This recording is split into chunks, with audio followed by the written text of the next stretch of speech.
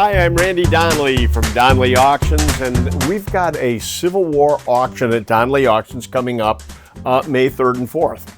And of course, we've got all kinds of goodies for the Civil War auction. I mean, really some great, great stuff. But we need more.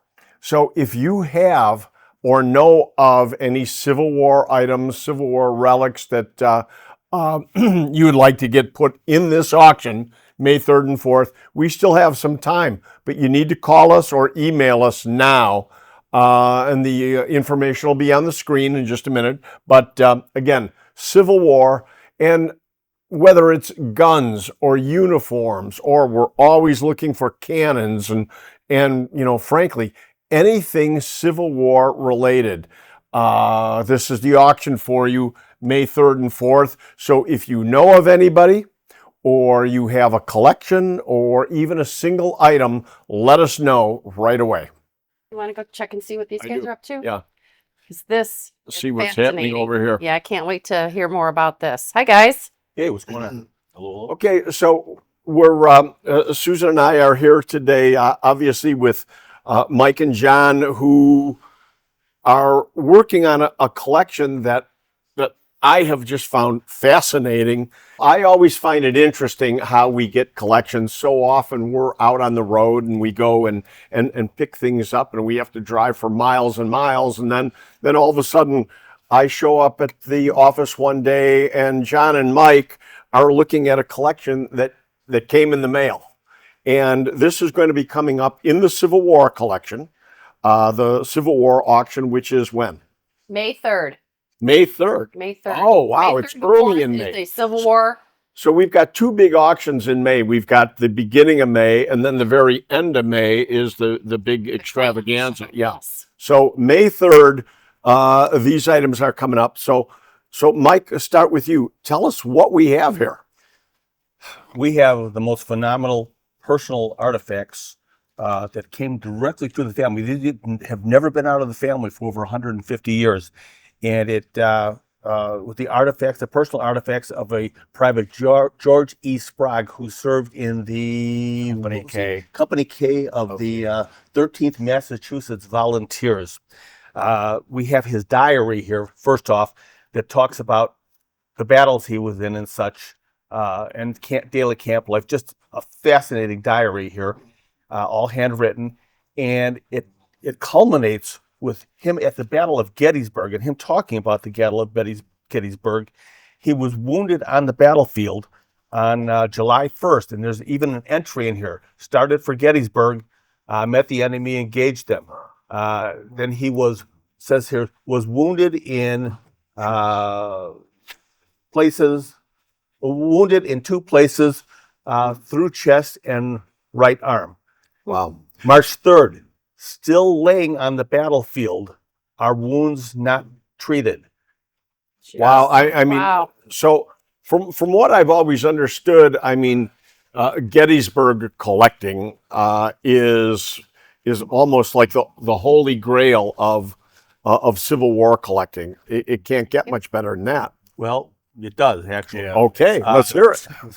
That's what we're hoping. So you got to understand this battle is one of the biggest battles of the Civil War, and there's literally thousands of dead and wounded on the battlefield who can't even be treated. The town is overwhelmed. The town is only 7,000 people, and here there's 20, 30,000 wounded and dead laying around that have to be treated and such. So apparently he was captured by the Confederates on the battlefield, then laying there wounded. But that was on July 3rd. July 4th, Lee's army decides to retreat.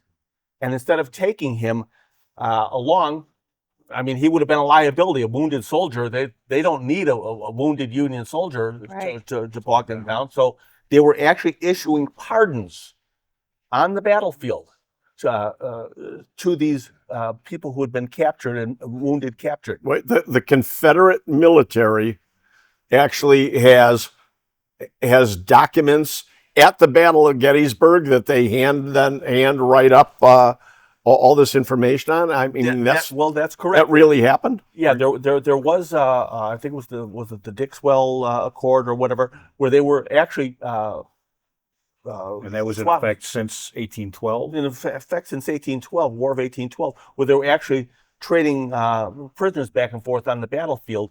But in July, right after this battle here, or probably right during the battle, Lincoln decreed that there'll be no more prisoner exchanges because the South was not treating black soldiers as prisoners of war. They were sending them back to the South into slavery. So he said there's going to be no more prisoner exchanges. So this is probably one of the last ones.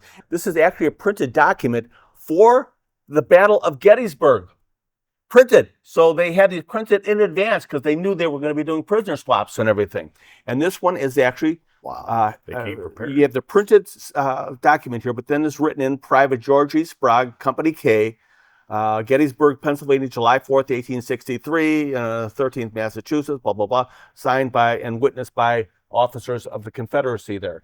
So they basically gave him this document as they retreated, and so he wouldn't have been captured again because he would have said, no, I've been pardoned and everything. So as the Confederates left, they left him there.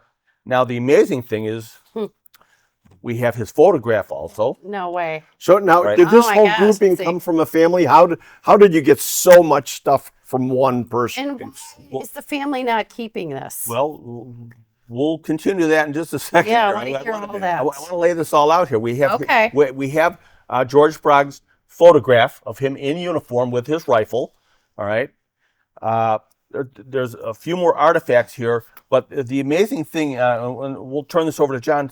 But I just in a little bit of research I've done so far, I went through their unit history, and there's actually he's talked about in the unit history where he was found, and his sergeant talks about him, and actually he ended up, there's quite a story about him. He ended up dying of his wounds on July 15th that he received. He was shot through the chest and the forearm, and those were fatal wounds. I bet. An arm, they'd cut the arm off, but through the chest and stuff, they didn't have the technology to dig in there and get that bullet or to treat those wounds. Like they're suffering that So whole he, time. 2 weeks to die. Now, during that time, he's writing stuff.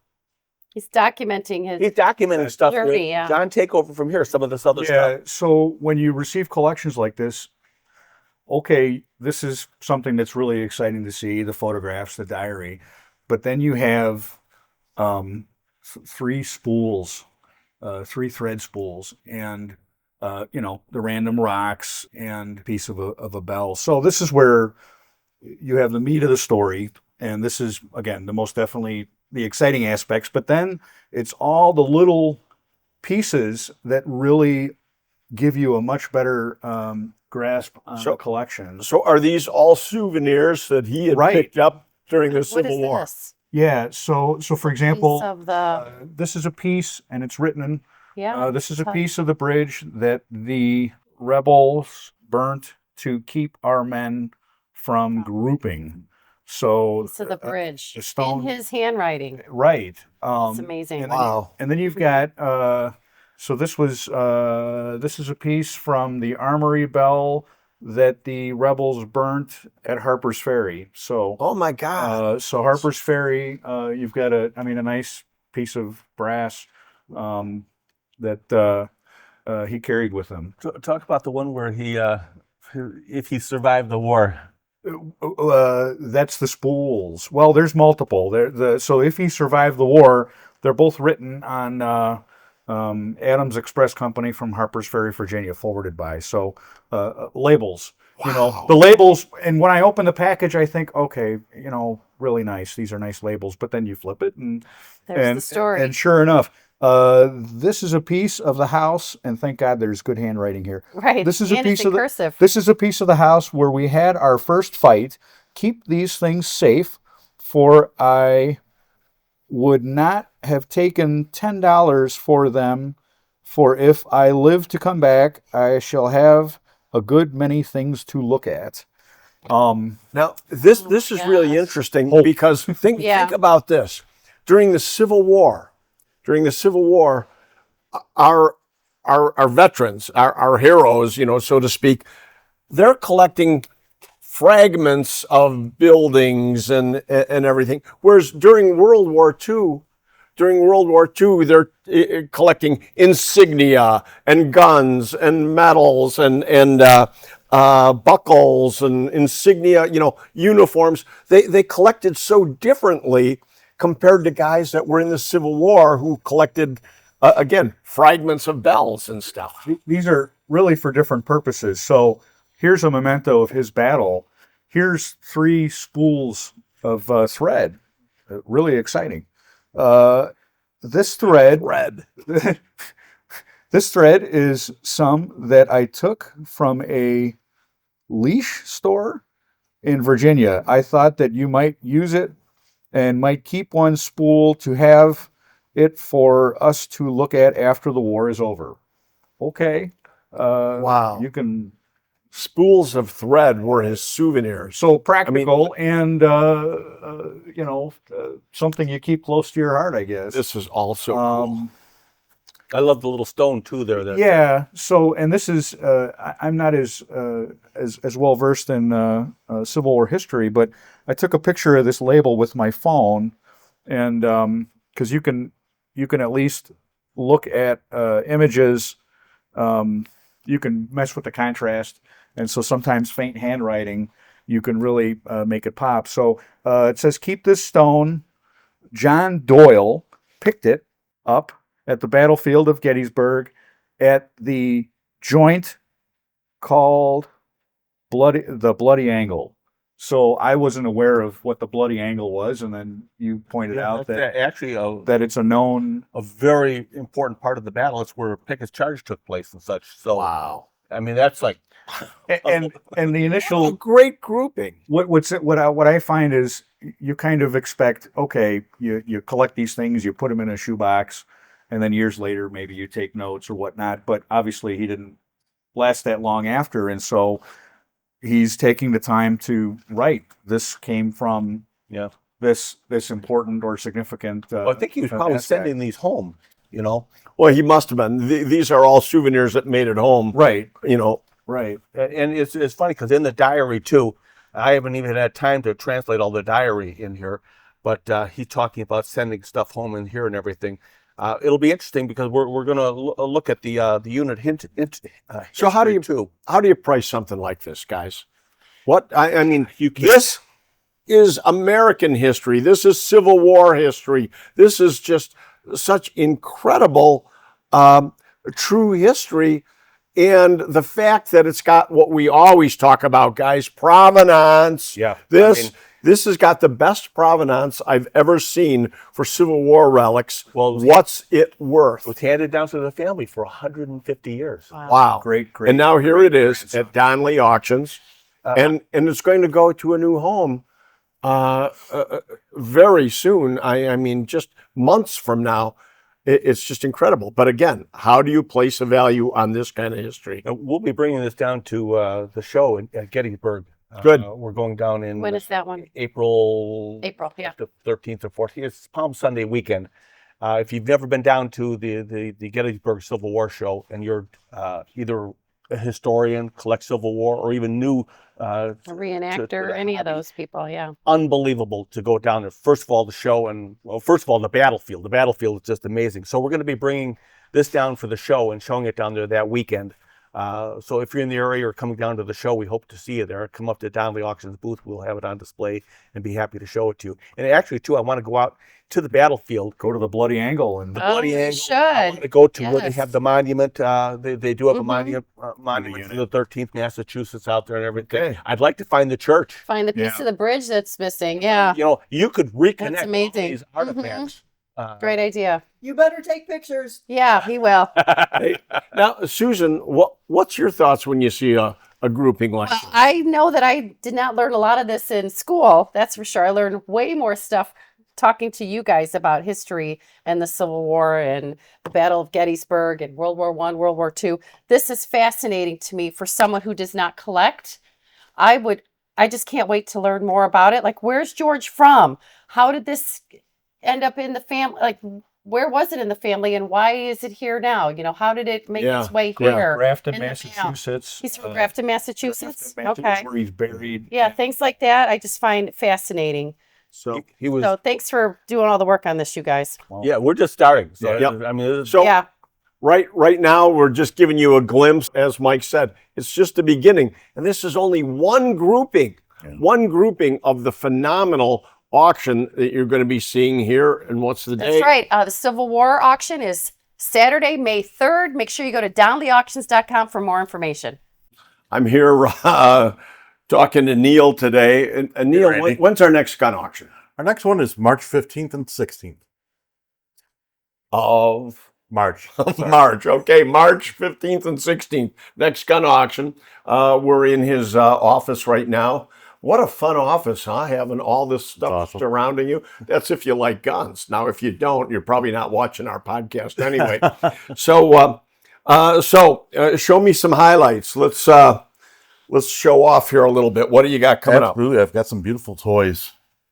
This is a Winchester Diamond Series shotgun. It's got the 12 gauge barrels, 20, 28, and 410. All interchangeable. Deluxe wood. It's a beautiful gun. And this is made by who? Winchester? Winchester, yeah. Wow. And I see custom case, everything. It's the original And- factory case. Wow. Now, what's a gun like this worth? It could be 2,500 or so. That's Three- all? That seems like a 25 bargain to for what it 3,000, is. yeah. Wow. That's Beautiful. great. Okay. So we've got the diamond grade Winchester. What else you got here? I find this one really interesting. It's an Arisaka Type 38 with battle damage on it. Now, wait a second. To me, this looks like a junk Arisaka. I mean, it's This has got a story. it's really beat. Come on. It comes Okay. with a story. Shrapnel came through here, busted the sight, and tore off half the stock right there. Then you have a 30 caliber bullet hole that our GI shot 30 cals. This is a Japanese rifle. So one of our bullets came through his rifle. So now this is interesting because, you know, my first initial thought is it's a piece of junk. It's beat. But when you think about that, any GI during World War II would have been looking for the best examples. How much stuff really came back looking like this? Not much. Unless a GI was really involved in this battle, why would he even bring very this well home? I mean, Could very well be. And this was a recovery because it still has the mum on it. oh yeah, okay, yeah. Any of the ones that pretty much came home as souvenirs have the mum ground off of them. So this is a real GI battlefield bring home. Yeah. What a great piece. It's really cool. That's interesting. I first look at it as junk, and you turn it into treasure. Okay. Do you think that the stock then saved the guy's life? Because I Who mean, that's knows? a bullet coming right. It's in. possible. His face is, if you think about it, his face is right here. Wow. And it came right Yeah. in through there. And you know what? Even though at the time it was our enemy, we hope it did save his life because, you know, today we don't want to see anybody dying in war. No, we don't. Even though we're dealing in weapons and weapons of war, so to speak. Man, wouldn't it be nice if this never happened anymore? That Right. we could I put an end to it. But okay, next we've got a hunting grade gun here. What? This is a 1924 L.C. Smith monogram. If you can get a close up of the wood, the engraving is gorgeous. This is one of the elite top shotguns that L.C. Smith put out. To give you an idea of how unique it is, they made these from 1892 to 1945. Out of those years, a total of 300 monograms were made. Only 2 of them were 12 gauge. And you start adding in other options, this is really one of one. Wow. And in this kind of condition, Really, it's one of one. gorgeous. Now I'm looking right here, just as you turn this down. What is all this? It looks like that's all done in gold. The name is actually inlaid in gold on the Right. trigger guard. It's Oh, originally that's made- pretty neat. It's originally made for him, and he owned a shipping company out in, I think it was Oregon. And again, anybody watching this podcast are probably gun collectors anyway, so you know the quality of L.C. Smith. So great piece. And next, I see a little carbine here coming up. Why are we talking about that today? We see a lot of carbines go through this. We really do. This is probably one of the rarest. Really? This is Neil, come on. This is an unquality. That's the name of it. Unquality is a. That's the name of the gun. Right. Unquality. UN quality. Right. It was a joint effort between Union Signal and Switch and Quality Hardware Manufacturing. They had both put their names on it, and unfortunately, it came up with the name Unquality. The GIs, when they were issued these, wanted to return them right away because of the name of it. They thought it was bad mojo. Yeah, imagine that. I mean, that's just a lot of them were just destroyed because of that, because nobody wanted them, and this is one of the survivors. Well, that's interesting, because that's the World War II version of, in Vietnam, guns were being made by Mattel. Right. And toy guns. And guys were saying, wait a minute, we don't want this. We don't want to be out here with toys in our hands. I mean, really, that was an uproar for a while. They looked like toys. They were plastic. Well, they were made of plastic instead of wooden stocks. Right, yeah. Okay, and now. This is a 1928 commercial Colt 1911 sock drawer queen is what I call them. It's like somebody bought the gun, stuck in their sock drawer, and left it. It's incredible quality. And what's the year on this? 1928. 1928. So again, in between wars. Right. So it's almost 100 years old, and it looks better than half the new ones now. Right. But now let me ask you that. I mean, are collectors more apt to go after World War I or World War II, or to any of the years? I mean, are we looking at makers here? What makes this gun one that you want to point out to us? Just the quality of the gun? The quality of the gun, the age of the gun. As far as collecting, I would say, it's my personal opinion, I would rather go after a World War I gun in GIs because there's so few of them compared to World War II. Uh-huh. This is actually a commercial one.